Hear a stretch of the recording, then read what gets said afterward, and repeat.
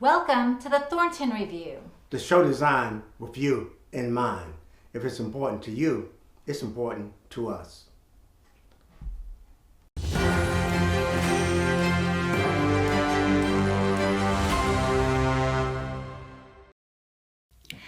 Kevin Stevens was born and raised in Pensacola, Florida. After he earned his degree in international studies from the University of West Florida, Kevin served in the U.S. Navy. Kevin took the skills he learned in the military and started a security company, which he sold after 15 years.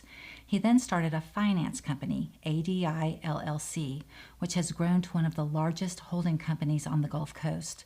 ADI LLC manages assets that include numerous companies, such as commercial and residential construction companies, plumbing companies, water filtration companies, electrical contracting companies, and private security firms. Kevin currently serves as Chief Financial Officer on the boards of each of these companies. Kevin has experience in managing multi-million-dollar budgets with a unique insight to cutting cost, waste, and redundancy. His experience has enabled him to make each company more efficient and profitable. Kevin has been a Rotarian for the last 18 years. He firmly believes in their motto, service above self. He also serves on the board of Capstone Adaptive Learning. Kevin was elected to serve as the District 5 board member for the Emerald Coast Utilities Authority in 2020 and has recently been re-elected to serve on the ECUA board for a second term. Kevin met his wife Lena while attending UWF. They live in Molino, Florida, where they are raising their two children, Kevin and Claire.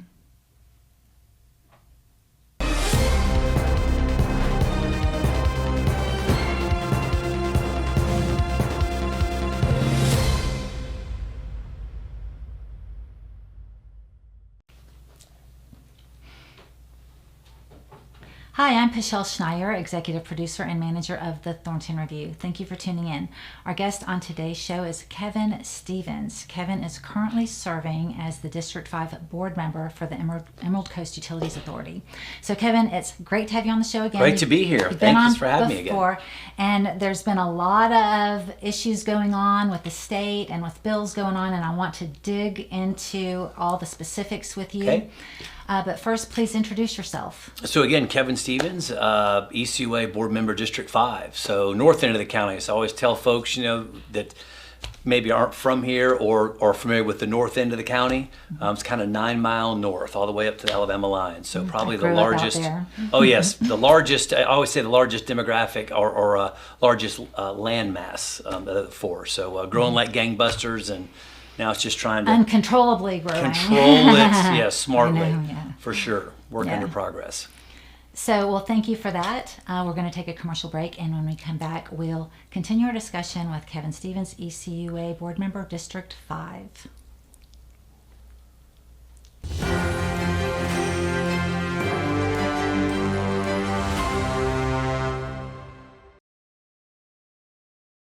There is no government-funded program that can guide a man's thoughts. Only God can do that.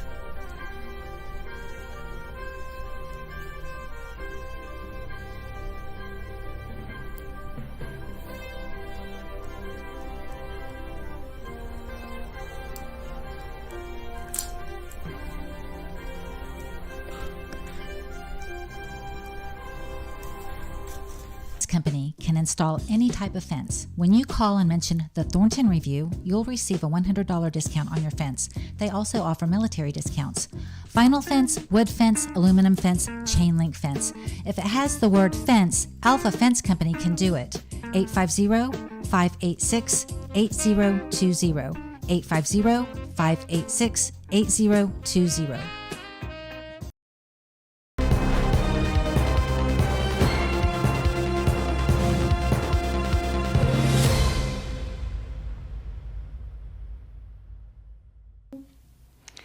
Thank you for tuning in. We're going to continue our discussion with Kevin Stevens, ECUA District 5. So Kevin, like I said, it's great to have you back on. There's been a lot of happenings going on the state level with some bills that are going on. And first off, I would like to talk about the Florida Farm Bill, SB 700, that, as you know, I've been following very closely. I've been going to Tallahassee. I've been there 3 or 4 times in the past month. And I actually spoke to the Senate regarding my stance and the reasons why I want the bill passed. But what is your take on SB 700? So as an elected official, it's always great when you have a controversial issue like this, right? Fluoride in the water, and you've got the folks that are for it, large in part the dental community, and you've got a lot of folks that are against it, right? Mm-hmm. And then you have a lot of individuals who just are kind of neutral. And here's my thing. I've heard both sides of it. I've had the dental professionals come in there. A lot of the ADA folks have given us all the stats on ECUA water and dental care hygiene prior to introducing the fluoride and then after the fluoride. I go back and forth with them because I like to hear both sides, and I'm like, well, look, a lot of the folks in Santa Rosa County don't have it there. Have we done comparisons between Escambia County Dental Health and Santa Rosa County Dental Health and which one is better? Again, it makes me think, Pueschel, of a comment that one of my favorite professors used to say in college. He's like, there's three kinds of lies, damn lies, and statistics. So you can kind of skew them either way. Depends on who's taking the statistics and where they're taking them 100%, right? from. Yeah. So here's my take. I sent out surveys. I had some folks at North Escambia were gracious enough to kind of ask the question, to kind of get some feedback, because at the end of the day, it's the people in District 5 put me in this seat. So it's incumbent upon me to listen to them. Yeah. and say and keep my personal opinions out of it as best we can. We're humans. Mm-hmm. We can't do that. Yeah, but it's just me and you talking. I want to know your personal opinion. So personal opinion. I'll tell you. Personal opinion. I'm more for removing it. If it was a vote, if we voted on it, which that may or may not happen tomorrow, mm-hmm. I would be a vote to remove it. Mm-hmm. But again, my reason for that mm-hmm. is I don't think we're putting ECUA, certainly not putting enough in there. I've read all the reports on the harmful effects of fluoride. No one's arguing that, right? Mm-hmm. That the amount of the amounts we're putting in far lower than what the suggested amounts are. But I think 20 some odd years ago when ECUA voted to have that in there, and you told me, it was my very first political involvement. Yeah, you were very involved. I'm very passionate about medical freedom. And to me personally, the bill does not specifically mention fluoride. It's not about fluoride. It's about medical freedom. It's about telling water utilities you cannot medicate the population through the water, no matter what it is. It specifically says anything that is added, any water additive that does not contribute to the water quality or purification, which would be fluoride. And so that currently is the only medicine that's being added to the water. And so that's why it's become the fluoride bill. Well, yeah, sure. And like to your point, yes, some have had the adage, hey, well, we put chlorine in the water and so mm-hmm. forth. But to your point, mm-hmm. we need chlorine. That we have to have it, right? That cleans and sanitizes. I don't know if we necessarily need chlorine, but we need something to kill the bacteria. That's a given. Sure. We need something to adjust the pH. That's a given. We can't have high acidic water, and we can't have bacteria water. So we have to have water quality ingredients to purify the water, to make it safe to drink. Sure, and 100% agreement. And safe to water our crops. But the medicine, the medical aspect, which is what fluoride. Fluoride the initial concept of adding it was again because of some of the poorer communities, some of the minority communities mm-hmm. that may or may not be able to have adequate or good dental care. Mm-hmm. This was a benefit. And terrible idea. So I listened to that. That was mm-hmm. some of the arguments from some of the dental community. I said, well, let's just take that being the case. Fast forward where we are right now. We've got fluoride in the toothpaste. We have it in the mouthwash. There's a lot more access to it now than it was before. We run, as you know, dental drives where we have free dental care. I contribute a lot. Part of in addition, as you know, I contribute my salary back to various charitable causes, Manna Food Bank, veterans organizations, so forth like that. One of which also is these dental clinics, which they hold out at the fairgrounds. They're giving away free dental care with dentists. They're donating their time. God bless them. Toothbrushes, mouthwash, this sort of thing. So there's a lot of outreach that we do to help some of the poorer communities, some of the minority communities have access to good dental care that we didn't have 20 years ago. So, but ultimately, and I don't want to sound like a politician answering your question. The short answer is I would vote for removing it at this time for a multitude of reasons, some of which align with yours. Yes, I don't want someone telling me what to put in the water, or whether it be fluoride or anything else for that matter. But at the same time, I was able to, and I spent the time and some of the, and the effort to reach out to my residents of District 5 to find out where they stood on it. Now, what many of them don't know, and maybe your audience do not know, is I live in Molino, for example, Barth actually. So I have Molino utilities. So I don't use ECUA water up there at my personal residence, right? And they don't fluoridate the water. Other correct. water utility around here in Escambia County, Florida. Sure, Peoples, Molino, Midway actually recently, I believe. And Farm Hill Utilities. Yeah, it took it out. But goodness gracious, Walnut Hill, Molino, and I don't Utilities, think Santa Peoples Rosa Waters. County does either. I'm not sure. I don't believe they do. But I know my area, which services a majority of my constituents, a majority of my ratepayers They up don't there. want it. They don't. Well, not only they don't want it, but it's not in there. Right. So I always tell They're folks not asking you to add it. they're not asking me to add it, they're not- and when I brought it up, Yeah. a lot of folks responded to either my Facebook page, on the shameless plug, on the board with Kevin Stevens. So I kind of reach out, put my shows, put my thoughts on there. It's a way to reach out to me. North of Scambia is another great. I know you subscribe to that as well. A great media source. And to your point, Michelle, overwhelmingly they were like, we don't want it. Take it out. It's not in there. And of course, I was like, FYI, ladies and gentlemen, it's not in ours. Right. It's not in ours. But it's not even in there, and you have people saying take it out. Sure, because they weren't aware of that, right? Because it's on the because folks are talking about it, right? Right. So I think that's where we're at right now, honestly. And I appreciate your time and effort going up there to Tallahassee and spending your time and your effort. I loved it. I loved learning the process because I don't know the process of how a bill is passed. So I learned, I still don't know the entire process, but I learned what I saw, which it has to go through different committees, Sure. has to be voted on by different committees, and then it has to be read on the floor 3 times before it's voted on.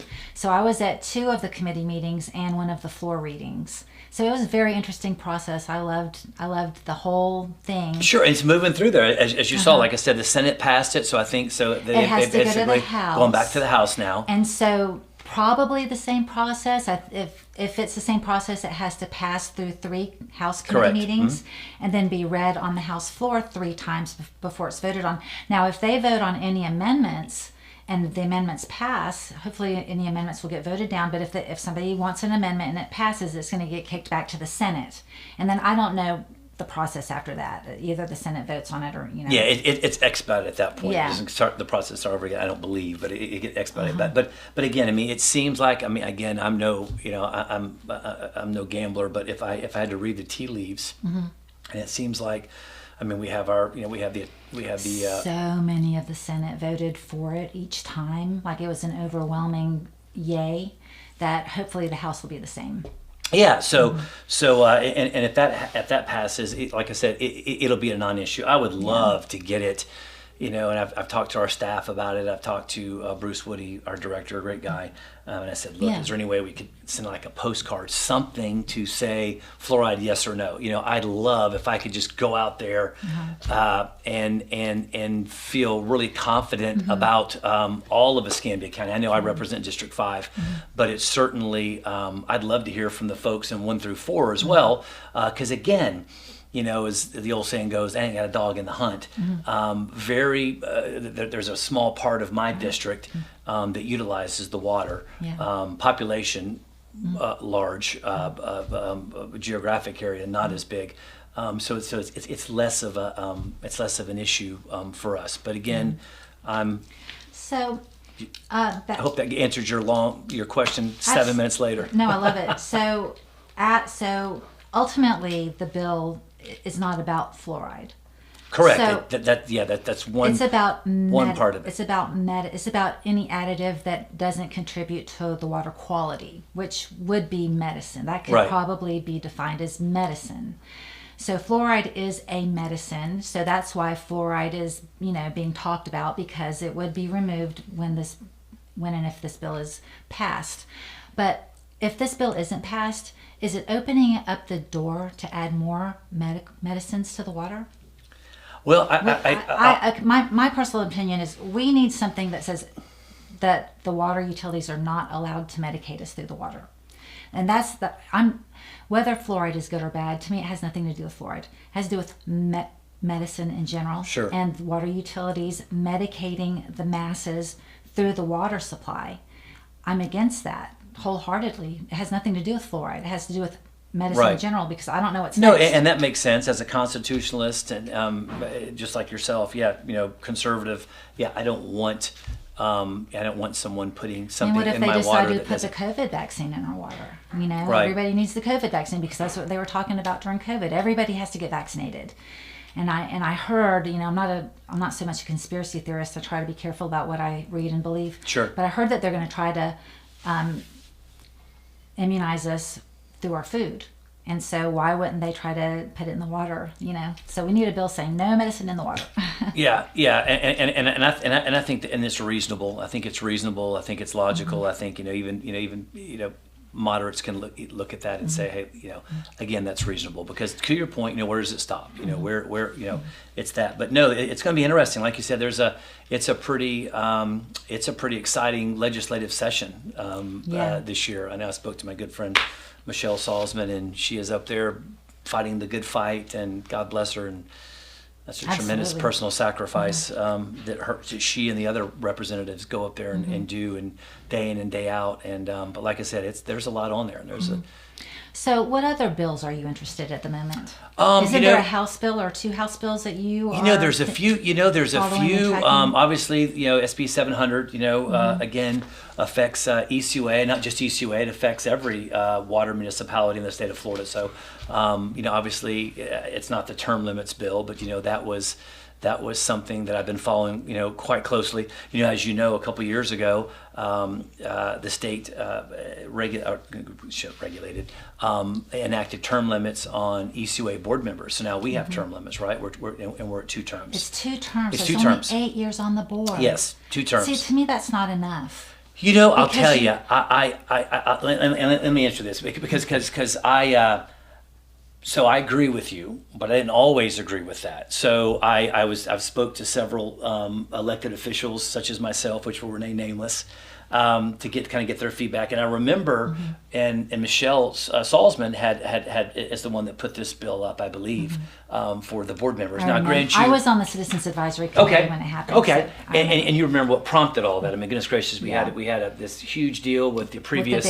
with the Bears. with the previous goodness gracious director and the previous ECUA attorney, essentially weaponizing eminent domain, multitude of issues, scandals, if you will, which one reason prompted me to run for the ECUA board as well, to bring back accountability and transparency. And then one of the... I was there during the middle of all of that. Oh, yes, I remember. And you remember what the state inquiry board recommended. One of the things was term limits. They recommended term limits in their report. So I think that kind of prompted the push. I believe it did with Michelle. I'm not speaking for her. But to hey, look, these are recommendations done by the board, done by many in the state, done by the so let's go ahead and get this done. And she got that done. That was her very first bill. One of her, yes. And so I was a supporter of it. Now I didn't have a whole lot of the folks at the time supporting that bill. Elected officials, most of them did not support that bill, but I did, because I'm a huge believer in term limits. Fast forward where I am, and I think we were going back and forth on 2 or 3. We at that time it ended up being settled on 2. I spoke to a couple. I think it should be 4. If you have term limits, I think it should be 4. 4 4-year terms, and that could be. Years on the board. And there's arguments. There's arguments. Because that's 16 years. That's a long time. You said 4? You said 4? I said 4, but I'm thinking 3 to 4. I'm thinking 12 years is Okay. a good Okay. number. Yeah. And so that's what I'm. 16 that's a career. That might be good. Yeah, that's but I'll tell you, Pueschel, and this is my second term, and I was blessed enough for the folks in District 5 to have enough confidence in me. I ran unopposed this last time, which was nice. I'm not complaining. Right. Absolutely. But at the same time, my first 4 years, I'm learning the ropes. You know, and I was speaking to some elected officials just over the weekend, and we were talking about it. They're like, Kevin, what do you think? What do you think? I said, well, first off, I believe in term limits. So I'm probably not going to reply to you like you think I'm going to reply, like I don't believe in term limits. And actually, I do. I was a big proponent of it. Right. I have term limits. You all should have term limits as well. But then he said to me, and a couple of them, that I chatted with, were like, Kevin, how was it with you at ECUA? Because in this position or this board position, it's the staff kind of runs things, kind of dictates things, and 4 years, you're learning the process. Yeah. I said, you're right. I said, you're completely right. I said, because my first 4 years now, I think I'd like to think I caught up pretty quick running companies and multi-million-dollar budgets. So me getting in there with my financial background it was a huge help to me, asset to me, having multiple department heads and companies and vendors and suppliers and partners report to me. So me getting there, engaging with staff, wasn't a heavy lift, but I could totally see being my first political position, my first term, I'm learning everything, right? Second term, I've learned so much the last 4 years, how the process works. Absolutely. And just like you're and saying. You're still learning because I'm learning every day. ECUA is such a huge organization. There's so many aspects. Different departments. Yeah, there's Tons of five different main departments. And they're all different, and they're all and large. they all have their little sub-departments and their department heads and the employees. And their staff and their nuances. Absolutely. I agree. And you so have the Central Water Reclamation Facility, the MRF, which is the materials recycling facility out at the landfill. You have the testing lab. You have the compost. And what's the fifth one? And you've got the engine. I mean, yeah. And again, and when it comes to, well, for example, we're working on the engineering manual right now, and that was that was actually one of my pet peeves, pet projects. Stations and the grinding pumps and the emergency. Sure, and it's massive, and it's trying to essentially work on a very limited budget. Pipes. Oh my God! As you know, because again, we've only been around since the early '80s, right? So obviously Pensacola is much older than 1980 or 81. So. Oh yeah, these You've got all these pipes and, are like 70 and 80 years old. From the and some of that 1940s more than and 50s. that. I mean, and they're ceramic, and some of them are cast wooden, iron, and some of them are wooden, and so forth. So we've removed most, if not all, of that. But literally, when ECUA took over, I've never heard of a wooden pipe. and it was chartered. Yes, wooden pipes, almost Never like heard of a that. big, like a railroad tie on steroids, right? Hollowed out. Tree. Wow. So, but that's again oldest city, Never right? heard of Oldest that, city. yeah. So, but to your point, I think 3 is good. I think 3 is good. I have modified my opinion on 2 terms. If that gets passed, it gets passed. Great. But it's very difficult. Pueschel, I'm going to tell you something. I ran against a 28-year incumbent who was very entrenched in Escambia County, in the politics, and I remember business Larry owners. very yes, well. Yeah. I loved him. Nate, great guy. Yeah. Great guy. But again, almost 30 years in office, Right. it's a long time. And I think majority of the folks in District 5 felt the same way. They're like, look, it's a problem. He did bring a lot of wisdom because he was there when I was on the Absolutely. Citizens Advisory Committee. So when I got on the Citizens Advisory Committee, I attended every single CAC and ECUA meeting for an entire year before I was appointed to the Citizens. But during that year, I was taking the tours of of everything, the water reclamation facility, the compost, the MRF, and I took numerous tours. I climbed to the top of the emergency tank on Palafox Street. I've got a picture of me standing there at the top with a bunch of guys, with the guys that took me up there. I can't tell you. I mean, to say there's a lot to learn. But I learned. People don't fathom a lot to learn. I mean, I get asked questions by my constituents in District 5. Yeah. And I'm like, wow, I should know the answer to that. Right. I'm the elected board member, and I'm getting educated all the time by Yeah. people who are like, well, you're aware of X, Y, Z. And I'm like, you know what, sir, I'll be honest with you, I was not. Now, I will research it and get back to you, but I was not aware. Every time you take a tour, like say of the Central Water Reclamation Facility, you learn something different, because you don't absorb 100% every single time. And so the next time you're going to see or notice something or hear something that you didn't hear the last time. And it's like that for every single department. So then I was appointed to the Citizens Advisory Committee, and I think I was on it for 3 years. And that's when Michelle Salzman was elected to State House Representative, and she came to us and she presented her first bill that she was presenting in the House, and it was about term limits, and it was also about doing away with the Citizens Advisory Committee. But then she went back and revised some of the bill. But I spoke at that meeting, and I said exactly what you just said. I've been, before I was even appointed to the Citizens Advisory Committee, I came to every single meeting for an entire year. I went on numerous, every single time a tour came up, I went on it. I took advantage of, the group tours that they were giving of everything. And so Larry Williams was brand new to the board at the time, District 3. He's my district. And I made a comparison. I've been on the board, for 3 years, on the Citizens Advisory Committee for 3 years, essentially. He's been on it for less than a year. I know it takes years to learn it, to know what you're even voting on. Sure. Because you're the only... pretty much the only qualification to being on the ECUA board is to be electable. You have to be electable. Sure. You don't have to know anything about ECUA. But I just think that an effective ECUA board member is going to know a lot about ECUA, because you have to know what's being presented to you. Well, I like to think it's and you have to incumbent know upon what to vote on. each one of the board members, because obviously, as you know, we get the packages a week or so prior to, right? And the staff the people who put on the presentations, who are asking you to vote, do a great job. Oh man, they are so detailed. Correct. They are so professional, and I mean, they are just top-notch engineers. They are the state of the art. Oh, and they do, and but these individuals I was speaking to, like I said, just a week or so ago, in reference to the term limit bill, were like, look, Kevin,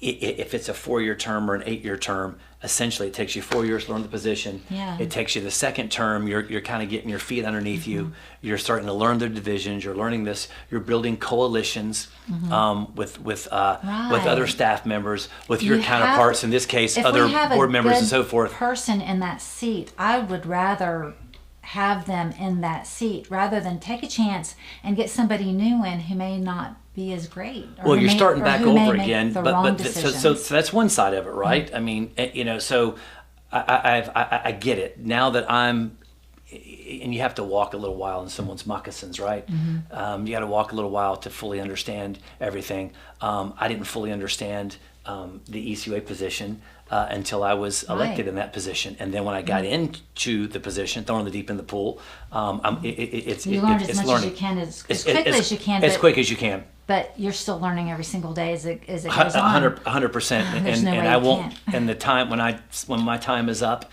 it will. I'm You sure will there's have scratched additional the things. surface. I will have probably scratched. Hopefully, I've left a, indelible some changes on the board, and like I said, I feel good with the work we've done so far. But to your point, I can see both sides of the argument on the term limits, and have modified my view to probably thinking 3 is a good number. But we'll see what the House comes up with and what the Senate I agree with and the you. government ultimately 3 or 4. approves. I think 3 or 4. So we're going to take a commercial break. Okay. But the Thornton Review is a civic engagement show with a purpose to spread awareness by interviewing local elected officials, candidates, and professional leaders. This is information you won't get anywhere else. You can watch the Thornton Review on various outlets. Our website, thethorntonreview.com. On Vimeo, please follow the Thornton Review. On YouTube, please subscribe to the Thornton Review at the Thornton Review 7810. Please like our Facebook page, The Thornton Review Show. On TV, WBQP channels 12.1 and 12.8, and WBQP on Roku and Fire Stick. We're going to take a commercial break, and when we come back, we'll continue our discussion with Kevin Stevens, ECUA District 5.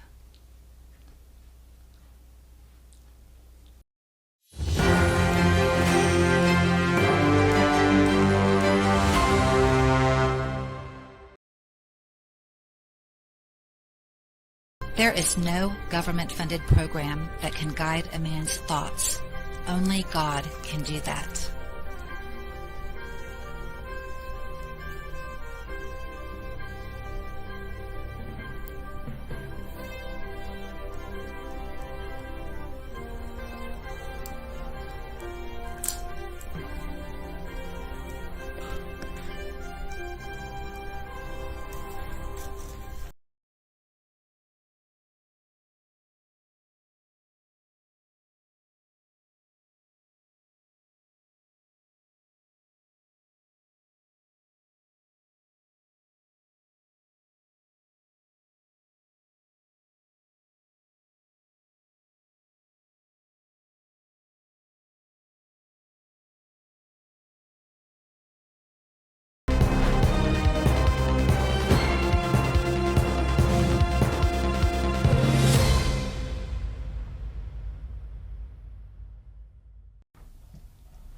Thank you for tuning in. We're going to continue our discussion with Kevin Stevens, ECUA District 5. So, Kevin, I want to talk to you about infrastructure. Like, as you said, there used to be wooden pipes, there used to be Sure. cast iron pipes, and all that. So, what's going on with infrastructure? I know infrastructure is a continuous Sure. responsibility that's always crumbling and always being fixed. So, No, and great question. You know, it's one of our biggest challenges at ECUA, and I'm saying ECUA, the city, the county, we're all facing the same. We have large needs and small budgets.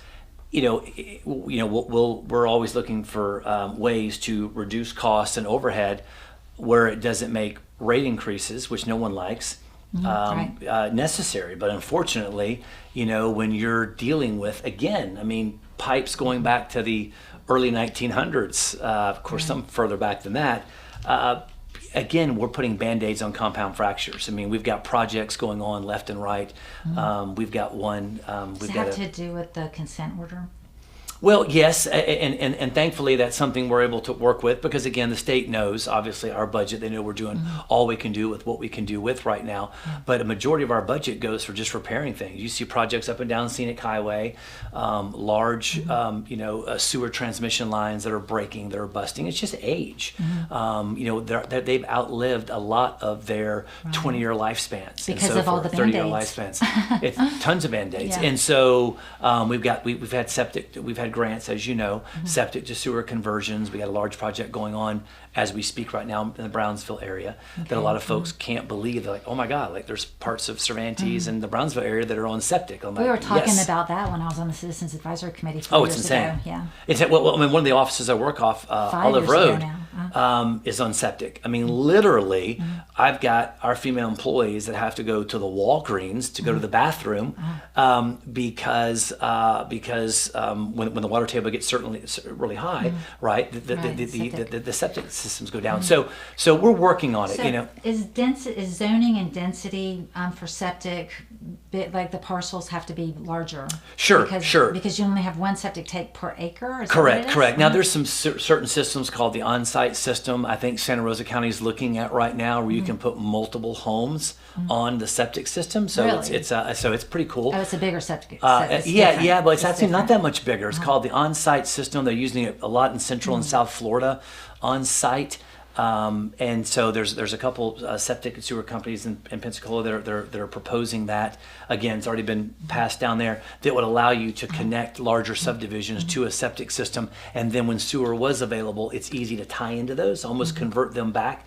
So they're trying to get creative with it because, I mean, Santa Rosa County, for example, right? They were indecisive, kind of put as nice as I can put it, at the city and the county level there, and lost out on millions of dollars, as you know, of grants that were for that septic, goodness gracious. Sewer.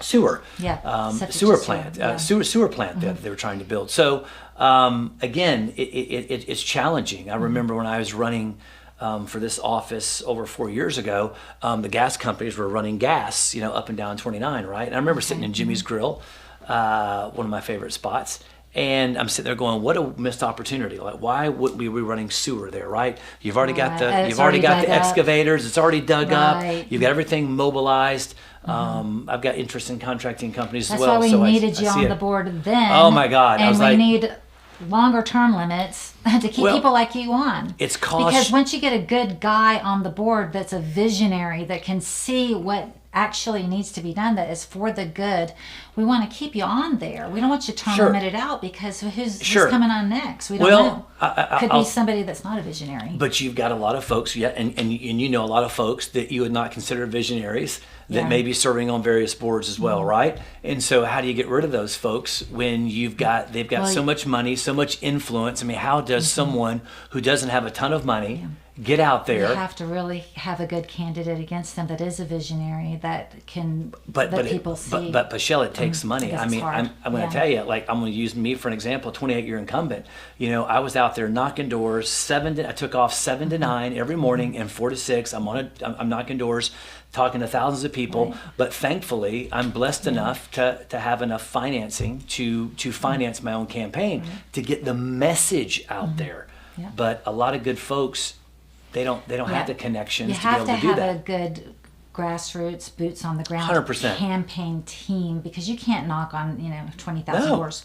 You have to have a team, and every single door has to be knocked on. That's part of it. You have to be one-on-one with people. You have to have conversations with people. Probably town halls. Did you have town halls while you campaigned? I did. Well, yeah, I was doing fish fries and things. But again, those cost money. Those cost money. Inviting people that you didn't already know. Absolutely. To get to know you, because the more you're in front of them, and the more that they see how you speak and how you act and what you do, then they can make the right decision. Oh, and absolutely. But again, getting the message out there, because knocking doors is great. We're in a big district. All the districts are pretty big. So to get out there, and then of course the larger offices, right? You get county commission, you get state representative, Congress, and so forth. I mean, how do you touch that many people to get your name out there? Takes a lot of money. And where does that money come from? I mean, they have the PACs, they have other outside interests. Right. I mean, look at what the Democratic candidate for Congress raised. I mean, this woman. They had a boots on the ground effort. They had a campaign office here in Escambia County, and they did have a boots on the ground effort. But they raised $9 million. It was almost $9 million. Now, where'd that money come from? It didn't come from. It wasn't grassroots. It came from a lot of different areas, right? Yeah. But to my point is, it took a lot of money to get that name, the signs, the ground game, the whole deal. So I'm not saying the woman wasn't out there. The young lady wasn't out there. We didn't have voter turnout. We had very bad turnout. We had very bad turnout because a lot of folks said there's no way that Escambia County is going to go blue, and yet it did. On paper. Now it's not blue, but on paper, on voter turnout, it went blue, and so folks sat down. Heck, I'll listen. I'm guilty. I almost that close. I missed early voting. We were out of town, had a conference I had to go to, and I almost didn't go that Tuesday. And I pride myself on voting every single time. Yeah. I was texting my wife, "Sweetheart, have you gone yet?"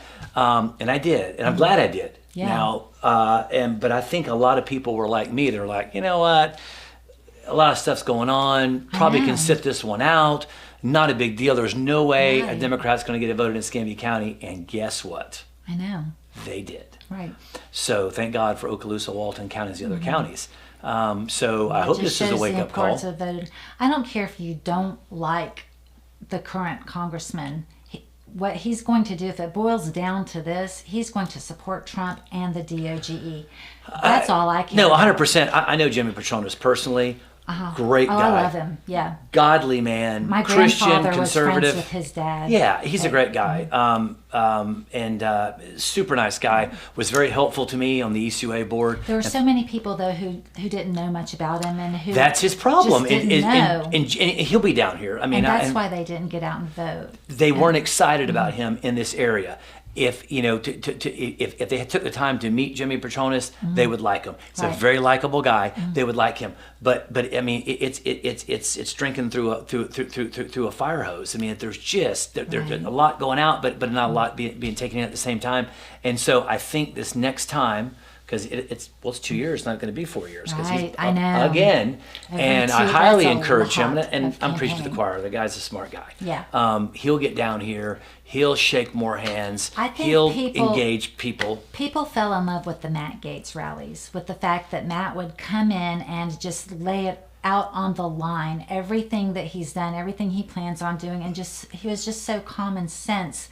And he would bring other congressmen in with him, on his campaign circuit trail. And people loved the rallies because it really energized his base, and he had so many people at him. He'd have hundreds of people at Well, his I rallies. mean, I think people got used to that, and people were expecting that, and people are going to miss that. And again, it's special election, right? So District 5, I didn't see one Jimmy Petronas sign out there. I had so many folks, and I've got a large following like yourself. Like, who is this guy? What do you think? And of course, I'm texting people. Look, he's a good guy. Yeah. All right, Kevin, who do you want? Because a lot of my folks people were asking know I'm in politics, and they're like, who do you vote for? Especially in the primary, who do I vote for? Because sure. there are so many great candidates. But I'm like, Jimmy Petronas.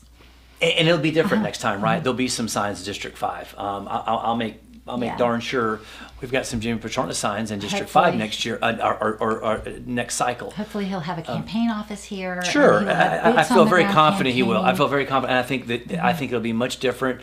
And I think it was a wake-up call. I think when the News Journal released those numbers and they said that Escambia County went blue for the first time, and I don't know how many. That got people upset. People were calling me, messaging me, posting on my Facebook that it's my fault somehow. Yeah. Or that I'm part of, the organization that's at fault. But no, we're not a campaign. We're not a campaign organization. Sure. But like I said, I think it's different. I mean, sometimes a little healthy wake up call is good. I think Escambia County got that wake up call. I think they understand is we can't be complacent. We can't sit down. We've got to get out there to keep the momentum going like we've got going on right now. We've got to keep that going. And so, and Jimmy knows that. He's got it. This next election cycle, I think you're going to see a lot of different stuff. But like I said, back on infrastructure, I mean, that's the number one topic. ECUA's on it. And we're on it. They know what needs to be done. They know it's crumbling. They know what they've already fixed. Obviously, we've got it. But they know how many Band-Aids are on or where. So they know. But Pueschel, we need to. I mean, we went up like 3%, 2%, whatever. I mean, I think that the total monthly bill was $3. I think, and 88 cents. And you wouldn't believe the backlash I got. I mean, I've got you greedy people, and I can't believe you're raising our bill and raising. I'm like, look. We're not a private company. We're not a for profit. We're for a nonprofit. Right. So, So, anything that we need comes from you, comes from me, comes from the ratepayers. Right? We're not FPL. I have to educate people. We're not FPL. We're not a publicly traded company. So, we needed to raise the rates way more than what we did. But again. It's tough times right now. Economic times, it's tough. Everybody's, again, struggling with food prices and gas prices, and don't get me started on egg prices, which have come down. Do y'all go to Tallahassee and ask for grants and? Well, all the time. Well, we got grant writers. We've got, in fact, we've got lots of grants. We've got lots of grants. So we've got a relay station there off of Pine Forest for in one of my fellow board member Vicki Campbell's district, right? That we're trying to get, and hopefully we can get the county on board. We got $3 million for that, and that's going to be huge. It's going to save wear and tear on our trucks. It's going to fuel, mileage. I mean, you name it, hours. And so hopefully we can get everybody on board. The Escambia County County Commissioners on board to finalize that. But that was a $3 million grant. Can people take their garbage there as opposed to all the way to the landfill? I don't know if it's set up for that. I don't know about that. But I can tell you our drivers are going to be going there a lot. It's going to cut down on these trucks. I mean, I'm still waiting on 3 trucks from post-COVID right now. The smaller garbage trucks. So helpful. 3-4 years old. Helpful. So let's cross our fingers that gets passed. Especially with all the growth. Everybody's moving to Escambia County. There's more and more houses being built. There's apartment complexes. There's going to be more garbage that needs to be picked up. So you're going to be having to buy more trucks, 100%. More drivers.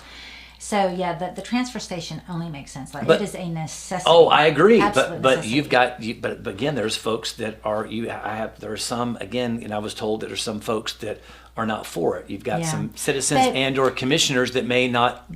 And again, They're not and, thinking it through. and that's my job, and that's their job is to Yeah. Mm-hmm. educate our counterparts on, hey, here's why we need it, and not lose sight of the fact we've got $3 million that if we don't use it, we lose it. Right. And this isn't coming from the Escambia County taxpayer. Praise God, right? Right. It's coming from the state. So we certainly want to take So advantage use of that. it on that transfer station. Transfer station, And more 100%. trucks.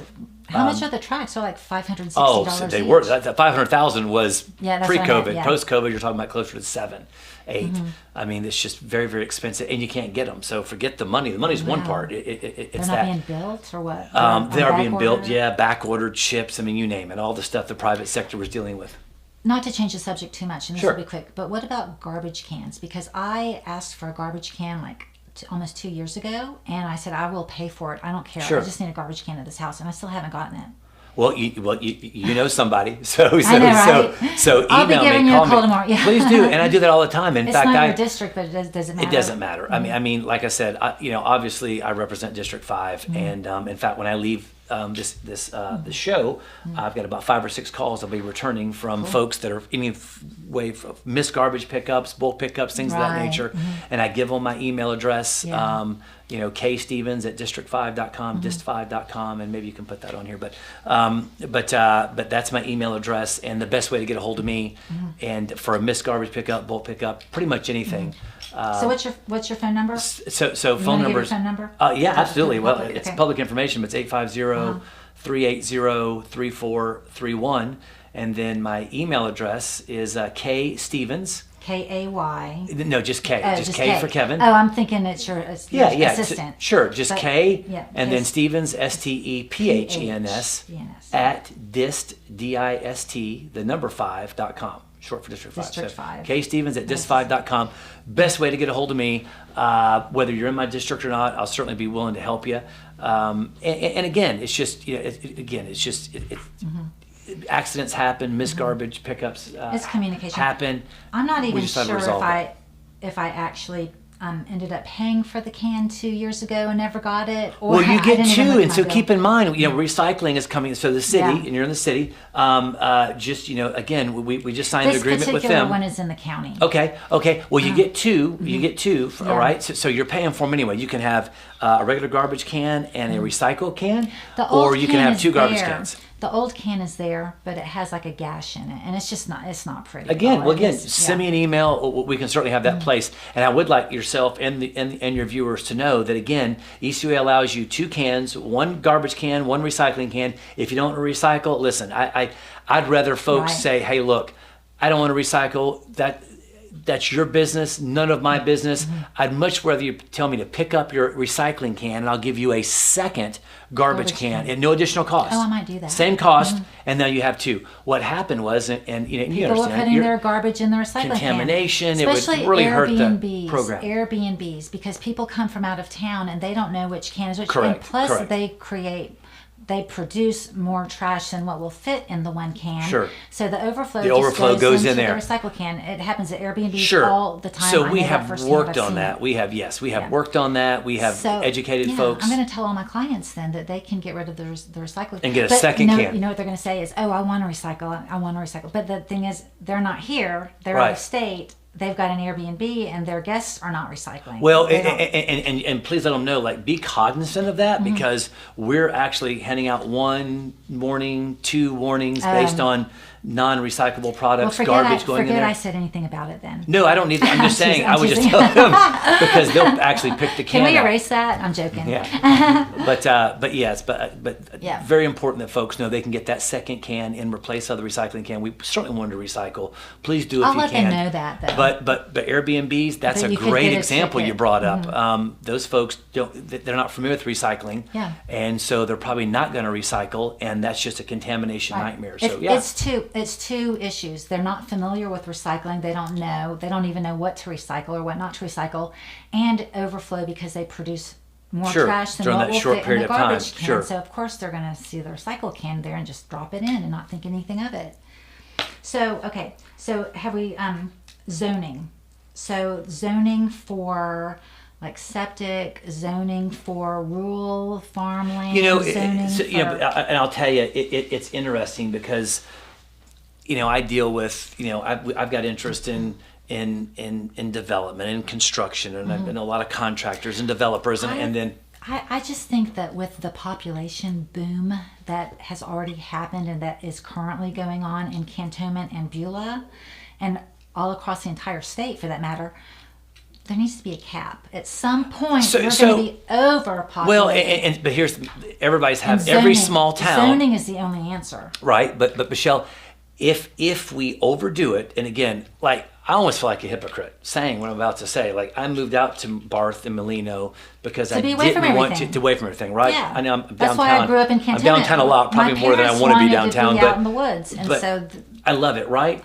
But everybody wants that. We've got other people that want what I want. So who am I to say? So if you have 1 million people out there, then it's not going to be out in the woods anymore. It's not. So there's got to be a happy median. I'm all about the zoning. We've got a great, we have a great project right down from my house, right past North Barth.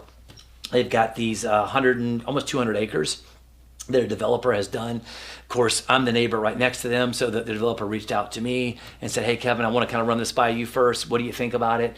What do the neighbors think? 'Cause I know you guys are going to be there with pitchforks on it at the commission." I said, "Look," what you're proposing, 5, 10, 15, 20 acre parcels, that's exactly what we want. Like, that's what we want out there. The smallest parcel is 5 acres. And they go up from there, right? I mean, a lot of them are 10 or 12 or 15. Yeah. I'm like, that's awesome. Because in my mind, I'm thinking, no one's selling on my street. It's long-term families. Like, I've been out there over 20 years. Right. Folks have owned that land 100 years. They're not selling it. The kids have their parcels on it. And then we have this other 200 acres to the north of us. I'm thinking, oh my God, what's going to happen to that? I know. And clear those, cut and subdivisions correct. and apartment complexes. And they got what happened? No, it went into 5, 10, 15, and 20-year parcels for larger homesteads. Awesome. So I'm like, whew. Right. But again, so I think, in your site, we're talking about adding stuff to the water, and you don't want chemicals added to your water. Well, what about these farmers who have had these farmers for 100 some odd years? Their kids want nothing to do with it, Pueschel. Right. Nothing to do with it. That's scary. Because where is our food going to come from? I got it, but I'm just saying, where do you draw the line on freedom? Do you sit there and tell Farmer Tom here, sorry, but you can't do with your land like you want to? He's like, look, I'm in my 80s. I got 2 sons. One wants computers. One's an airline pilot. We don't want it. Well, you can't sell your land. Well, it has to be. Okay, we need some sort of land preservation. We need trees for oxygen to breathe. I got it. We need animal habitats. I mean, there are entire ecosystems in certain areas that are forested. And I think that's where smart growth comes in. I think you sit there and say, we don't want a Horton subdivision. And I'm not saying, I'm not knocking Horton. What we're currently doing at the north end of Escambia County is atrocious to me. It's crazy. I agree. They're clear-cutting. I agree. Clear-cutting complete forests and building 500 house subdivisions. Yeah, well, the same thing as solar farms, Pueschel. There's got to, I know. We're sitting there hammering builders and developers. What about FPL? Tearing down hundreds of acres of forest land to put solar panels on there, right? I could go another hour with you. I could too. We could complain about it. No, but smart growth. No, I'm 100% smart growth. It's not just complaining. I don't like to complain without offering a solution. Absolutely. And I have solutions. If people will just listen to me, they're logical, down to earth, they make sense solutions. Some of them might be a little expensive, but they make sense and they would work. So do you have any closing statements? No, like I said, again, I think everybody has got the right mentality and like you were born, I was born here. We're from this area. We worship here. We raise our kids here. Preserve the integrity of what makes 100%. This area great. We want that. How do we do it? It takes money. It takes smart leaders. It takes strategic thinking. Proper zoning. It takes forward thinking. Yeah. Zoning is a big part of that. And it takes planning, future planning, smart planning. It takes visionaries like Absolutely. You who are elected to a position. I can't wait to see what's next for you because thank you. Hopefully you'll go somewhere big. So we have to wrap it up. The Thornton Review is on the air to provide public service awareness and intellectual infrastructure to our community. This show is made possible by Ida Gates Godly Teas LLC, Alpha Fence Company, and our guest Kevin Stevens, ECUA District 5. It was great to have you on. It was great to be here. Thank you. Can't wait to have you back. So we want to thank you for watching this episode of the Thornton Review. Bye-bye.